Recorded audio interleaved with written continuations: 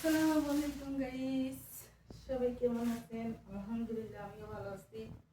তো ওই যে আমার একটা ভাই আসার কথা ছিল, টিকটকের আমাদের ফ্রেন্ড, উনি আল হাসাবি তাকে।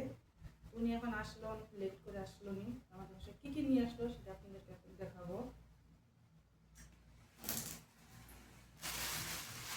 প্রথমে দেখাই মিষ্টি।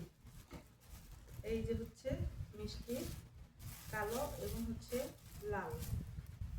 এই যে এটা হচ্ছে হুপু বাঙালি মার্কেট, ওইখান থেকে আনছে। যত সম্ভব ওইখানে বাঙালি মার্কেট, মানে দোকানের মিষ্টির। আর এই যে এটা হচ্ছে ছানা, ছানা মিষ্টি, মানে ছানা দুধের ভিতরে ভিজে না ছানা। আমি কখন মনে করছিলাম স্পন মিষ্টি, পরে দেখি না ছানা। আর এখানে আপেল, ওই হচ্ছে মালটা। এইখানে হচ্ছে আপেল আর মালটা। তুমি আসলো, আর আমরা রান্না করছি, তুমি খাইয়াছি হোটেল থেকে, তো কাজে ছিল আর কি।